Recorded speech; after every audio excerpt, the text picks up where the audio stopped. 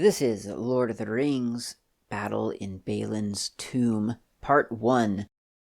This is a boxed game that came out in, I don't know, 2022, 2023, and I jumped at the chance to get a self-contained Middle-earth game, and I'm glad I did. I realized that the idea of a game literally just about the battle in Balin's tomb might seem like it would have limited replayability, but I have found it to be quite the opposite. It's a really fun, self-contained little war game. It's kind of a perfect introduction to wargaming, I think, and a really fun way of playing out one of the most sort of exciting sequences from Tolkien's stories. I have added some terrain to this. These coffins or sarcophagi, whatever, didn't come with the board, with the game in the box set. The statues didn't come with the box set. These little trapdoors I made out of popsicle sticks didn't come with the box set. Without those, you just have to kind of like look at the board, and there are some blacked out squares that, yeah, you're not allowed to go through. But I put terrain there so that it's easier to tell where you can't go through and what provides cover. For instance, this is Balin's tomb way back here, and that provides cover if you're behind it and so on. And we have Gimli up there, perched on top of his tomb. Well, not his tomb, but Balin's tomb. So in the front line we have Aragorn, Legolas, and Boromir. Off to the side we have Gandalf and the hobbits. Gimli is on the tomb. Coming through the entrance here in the foreground are goblins. There are three different kinds of goblins. Those are the Moria goblin with shield. He attacks with 2 dice and defends with 1, but he can re-roll 1 dice when making a defend roll because of his shield. There's the Moria goblin with a bow. He attacks with 1 and defends 1, but of course he can attack any figure he can see. He's a ranged attacker. Moria goblin with spear attacks with 1 dice and defends with 1 dice, and he can attack an enemy up to 2 squares away. My fellowship characters also have special abilities, which we'll get into, I think, as they come up. The special ability, well, the very special abilities are triggered when I roll a ring on the fellowship dice. The baddies don't have special abilities that get triggered on dice, but they can treat the Eye of Sauron as a wild card. The game is pretty straightforward. It happens over the course of 12 rounds, which I'll track over on the side here. The game is pretty simple. The idea is that one side attacks the other side. Back and forth. The win conditions are: the fellowship player wins if at the end of the 12th turn there are 3 or more members of the fellowship left that have not been defeated, including Frodo. So Frodo must be alive for the fellowship to win. And then 2 other people must also be alive. If at the end of the 12th turn there are 3 or more members of the fellowship remaining, but Frodo has been defeated, then the game is a draw. The goblin player wins if at the end of the 12th turn there are less than 3 members of the fellowship remaining. Pretty clear win conditions. The goblins only have 1 wound each, so they're going to drop like flies. However, they also have a goblin deck, and the goblin deck governs how many more goblins come in as reinforcements. But worse still, it also determines when the goblins bring out their cave troll, which is this huge, beautiful model here. And at some point, he will be coming out to try to kill fellowship members. He has a special dice that's particularly lethal. He can't come out until, I think, turn 10 or 11. It's buried somewhere here in the cards. near the bottom of the deck. So he does get released eventually, but we do have several rounds before that happens, guaranteed. There is no initiative roll. The goblins go first every single time, no matter what. So I will play the goblins initially. All of their abilities and capabilities, really, are defined on their cards. So their little stats are super easy to find, and frankly, they're all pretty similar. So I've got 9 goblins to move. I might as well get started. So this guy is an archer. So I'm just going to kind of move him out of the way. So he'll go 1, 2, 3. Oop, knocking over statues. 4, 5. There.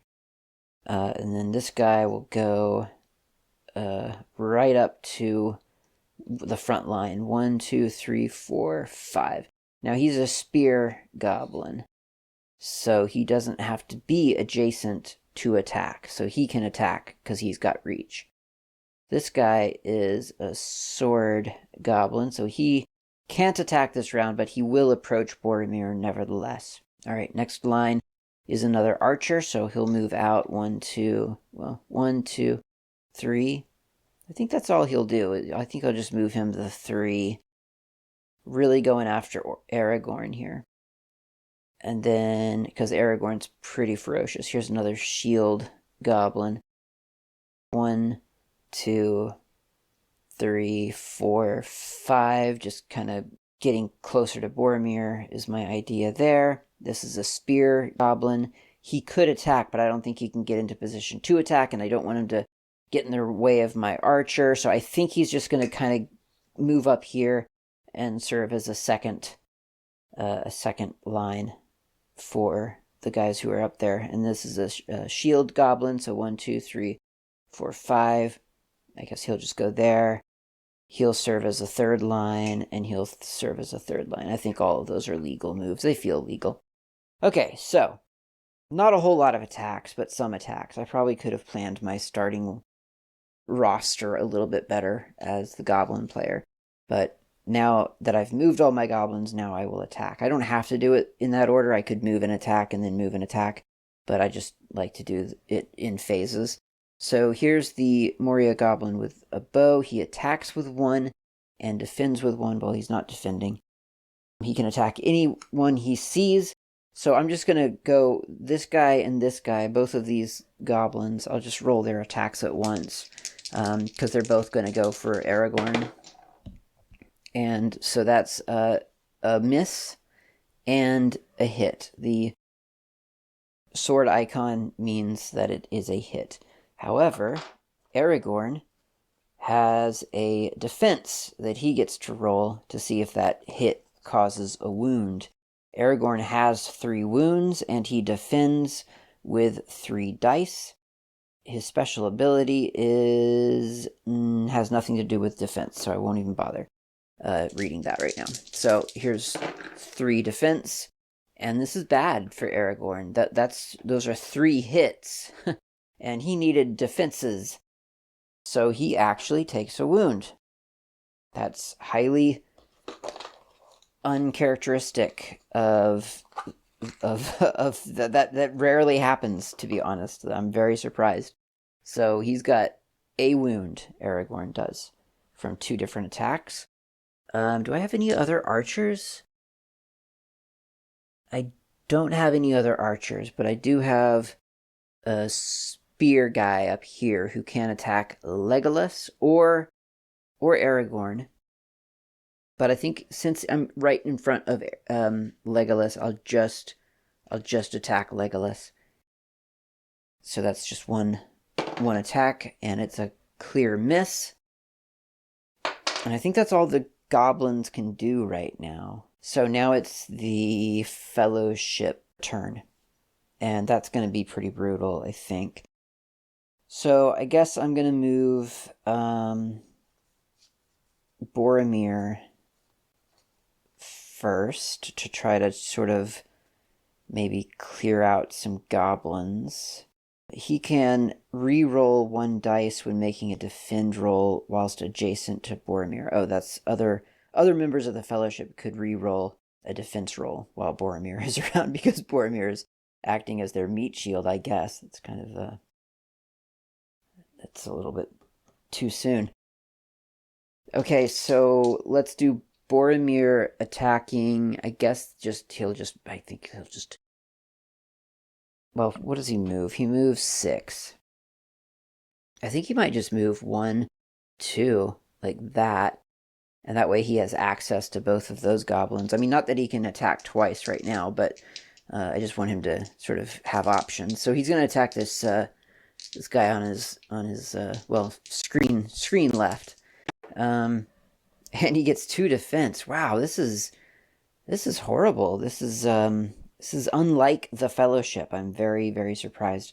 Okay, so Legolas can attack any enemy he can see regardless of the distance. If the enemy is not in an adjacent square, I get to use 3 dice instead of 2 for the attack. This guy's not adjacent, the spear, so Legolas is going to roll with 3 dice. That's 2 hits. Even if the goblin with the spear defended 1 hit, a hit would still go through, which would kill the goblin. So I don't even have to bother rolling the defense. That's 1 goblin down for now. Like I say, goblins get reinforced very quickly in this game, so it doesn't actually matter that much that this has happened. Okay, so Aragorn is quite the powerful warrior. He can attack any enemy he can see regardless of the distance, even though he's just using a sword. If the enemy is not in an adjacent square, Aragorn uses 2 instead of 3. So he can do the same thing that Legolas does, except opposite. Why did I just point to Boromir when I said Legolas? Legolas. Here's Aragorn, so he can. So he could attack anyone, but then he would take a penalty to his attack. So that obviously doesn't make a whole lot of sense in this case. So he'll just go 1, 2, 3, and just kind of rush over here to this goblin with a shield and make his 3 dice attack. And I'm so... Oh, no, that's fine. Okay, cool. So, this is good. This is a sword and the 1 ring.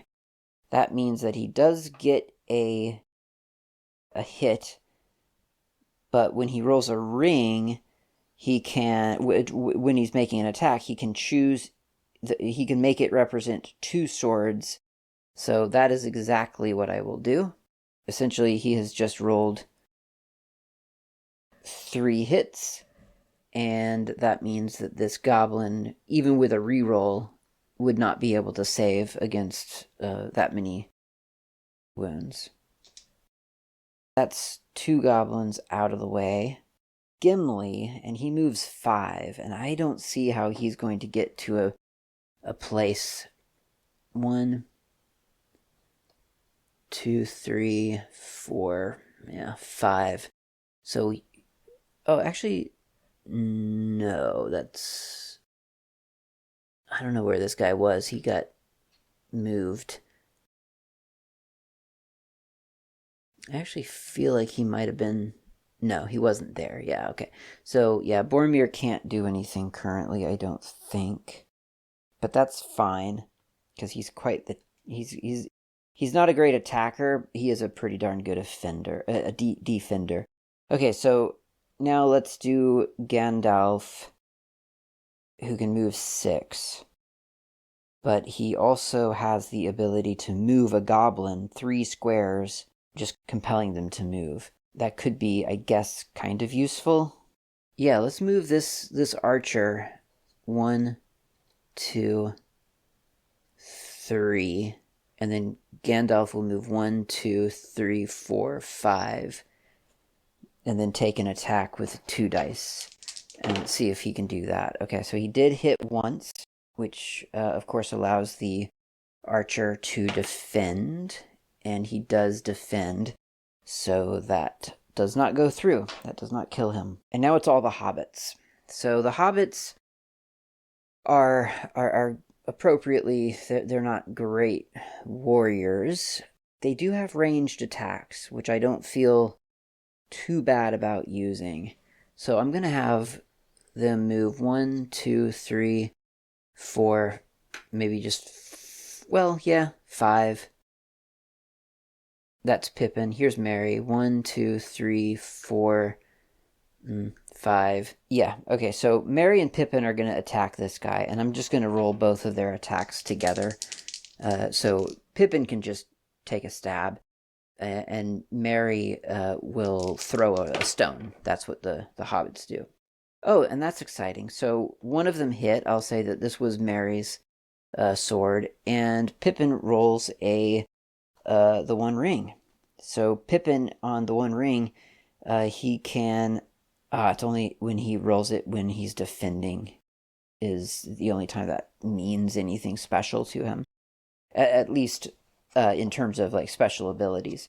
By default, when you roll the One Ring, you can make it represent some other dice. It is, in addition to granting you special abilities, it is also a wild card. So obviously, I guess I'm going to say that hits, which gives me 2 hits, which means that there's no way that this goblin could defend against both of those. Well, actually, there is a way. He could roll a successful defense twice, because they're not actually together.